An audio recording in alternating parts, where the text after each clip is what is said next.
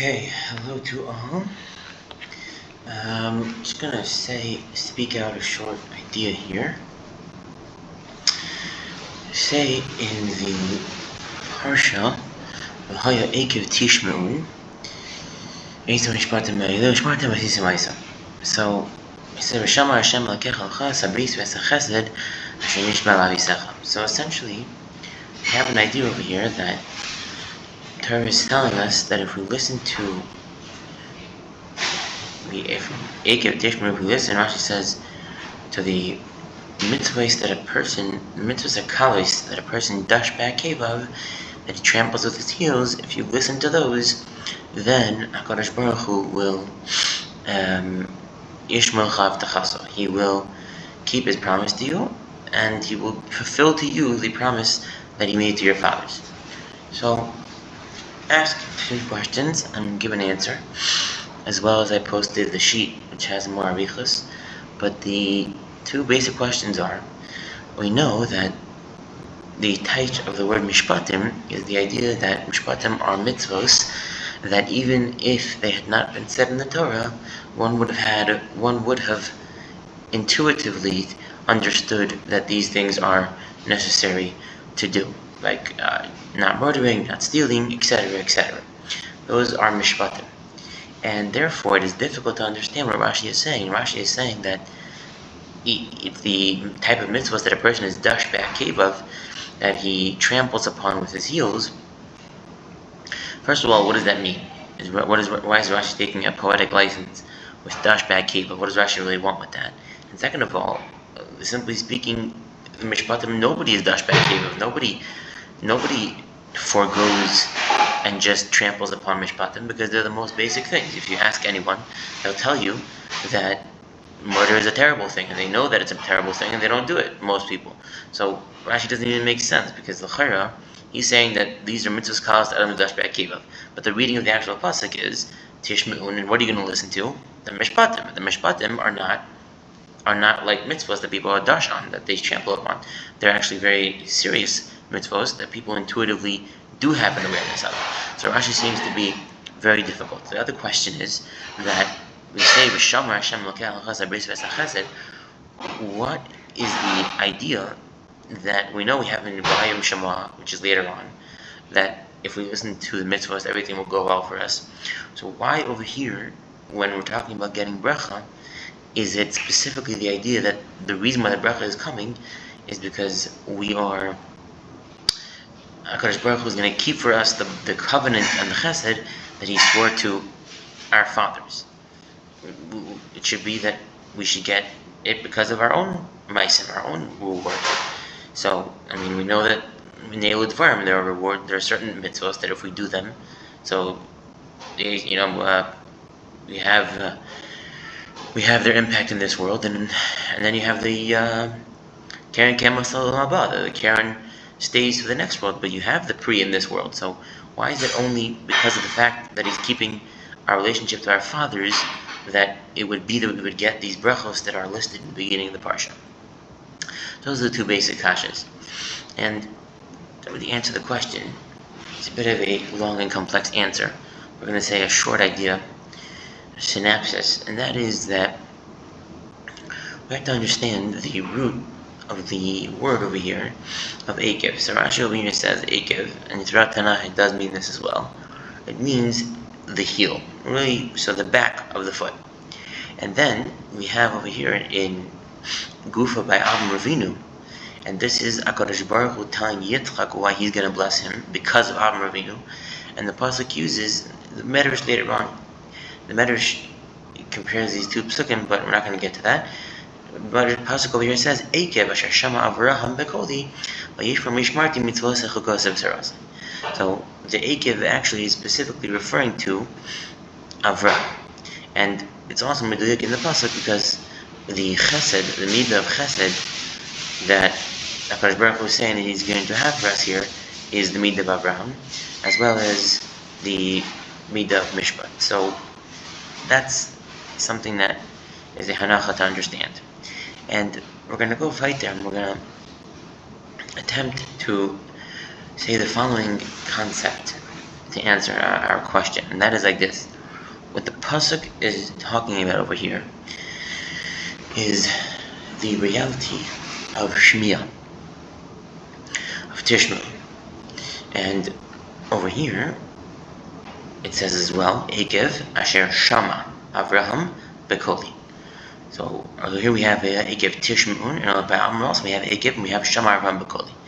So Rashi says shama Avraham bekoli. What does that mean? Keshen nisisi oso, when I tested him. So Rashi usually Rabbi Yochanan Zweig says a sod. He says the following thing. The Torah has two different words for the word kol means voice, and the word davar means word, which means that davar or dvarim is the actual content of what is being said, and the kol, the voice, is actually the tone and the context within which the words are being said. So in other words, if a person could say one sentence, and based off the tone of which he's saying the sentence, or the context within which he's saying the sentence, the two things that he's saying, although the same exact words can be said, the actual message of what he's trying to say can be totally different because of the tone, which is the kol. So the shmiya aspect refers to the kol, and that Avraham fulfilled, which is where we have the exact same two words, eikev and shmiya. And Rashi's saying that Avraham fulfilled that shmiya when he was Manasseh, when HaKadosh Baruch Hu tested Avraham Avinu. And so what essentially is being said is that the concept of Shemiah is the idea that one is not listening, he's not doing the words that God says, he's not fulfilling the actual things that God said to do. And we know that can't be it, because we have over here Ushmartem V'asisem Osam. So it can't be that Tishma'un means you listen and therefore you're doing it. It has to be this separate, because we have in a second that you're going to be shomer and do them.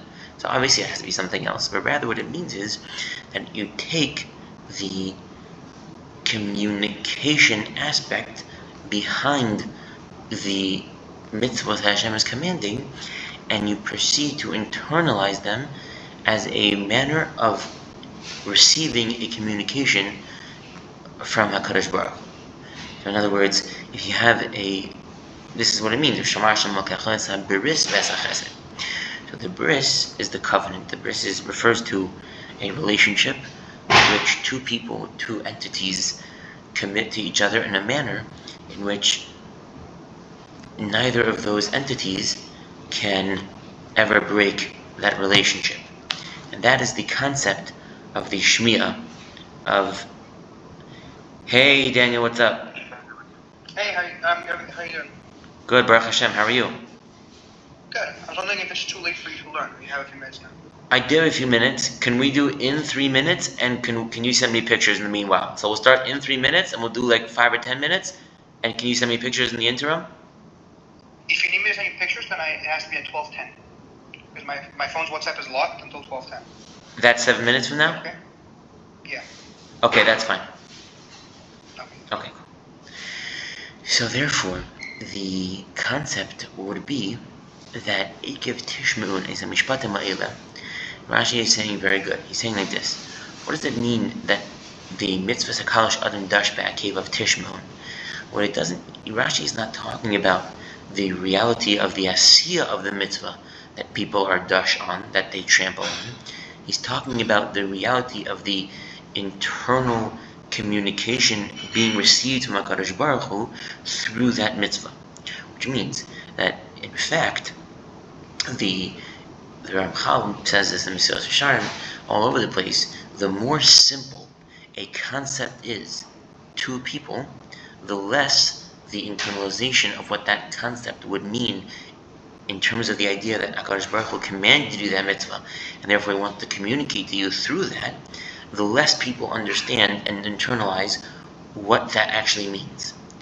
And we know that essentially what Rashi would be saying, and this is really the aside of the connection between the idea of eikev meaning heal and eikev meaning because of.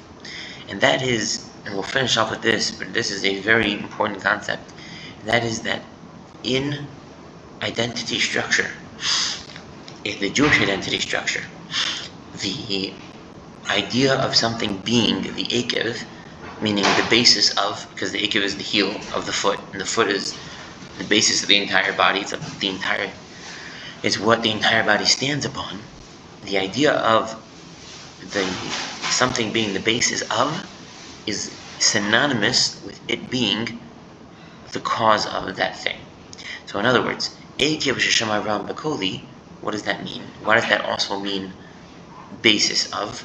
Because the basis of an identity structure equals cause of as well. And that is the idea that when we go about doing mitzvos, and when we go about interacting with our identity structures as Jewish people, the avoda that we have to be doing is we have to obviously look back at Avram Avinu, and we have to see what his contribution was, and then we have to start in our own identities in that same manner. So the concept of Avram Avinu, of chesed and monotheism, the fact of that being the first thing that's introduced to us as Jewish people, and the fact that Avram Avinu was the Rosh L'Gerim, the fact that it is eikev, meaning it is the basis of the entirety of Judaism, because like Chazal say, Avram was Rosh L'Gerim, he was the first ger, and the Chazal say that really the first 2,000 years of Torah started with Avram Avinu, and the Chazal also say Behi Bara'am, Behei Bara'am with the Hey, and that's the Hey that was added to Avram Avinu, and the Hey of Chamisha Chamshi Torah, which means they're really the same concept. All those are Chazals, and therefore, because that's true, when we go about creating our identity structures through Limud Torah, it has to be layered in the manner that we learn in the Torah of how Judaism was first introduced, and then we have to layer it. So in other words, the basis of the concept of Avram Avinu was that he was Shomea b'Kol Hashem, he was in a relationship of love with HaKadosh Baruch Hu, and we have to achieve that same appreciation of chesed, of the value of potential, etc. We're not going to go into that now, but we have to have that concept of chesed as a manner of being, and the appreciation of every human life as a manner of being, before we continue on with the later parts of the Jewish identity structure. Which means the basic thing of what I'm saying is that order in creation of identity structure, the more further back the thing is, the more vital it is to the overall identity structure. Which means that chesed is more encompassing than din, and din is more encompassing than emes, and the contribution of the three avos is more encompassing than all the specific halachas that are in the Torah. And we have a chazal that says exactly what I'm saying. The chazal say by Eliezer Eved Avram that it repeats the story when Eliezer Eved Avram goes to get Sarah. It says that Chazal ask, why is it that the Torah, the Chumash, repeats the entire story of the getting of Rivka twice? So the Torah says, you see, Yafeh Sichasan Shel Avdei Avos, more beautiful is the regular mundane speech of the servants of the fathers, Mitayrasam Shel Banim, from the Torah of children. And that is a Chazal. And what you understand is that because of the fact, and by the way, if we think about it, you have most of the halachos in the entire Torah are limited to a few parshas, and everything else, the entire Sefer Bereshis, all these things are extremely, extremely essential to the creation of the identity structure of the Jew before the specificities of the halachos that are given. And the concept is that the hakdama, something has hakdama in terms of introduction to what it means to be Jewish, that also means that it's more encompassing. So in other words, eikev, which means basis of, which means the beginning of, in other words, what everything is based off of, because all Judaism is based off of Avram, also equals cause. And that is because it is tishmeun. You can only accomplish a shmiya, an act of reception of a relationship with HaKadosh Baruch Hu, if you start and you layer the structures of a person's identity as a Jew correctly. Because then you have the genuine, real understanding and real identity structure of what a Jew is. So in other words, factually, what I'm saying is, when a person wants to start off his avoda and approach his Judaism correctly, he first has to integrate to himself the midah of chesed, of ava, of loving HaKadosh Baruch Hu. Then he has to integrate the midah of din. Then he has to integrate the midah of emes. Then he has to have and realize how the halachas of the Torah are all offshoots of those concepts, and that creates a genuine person who is listening to the voice of HaKadosh Baruch Hu, not just doing the things. It's not the devarim, it's the kol. Shabbos.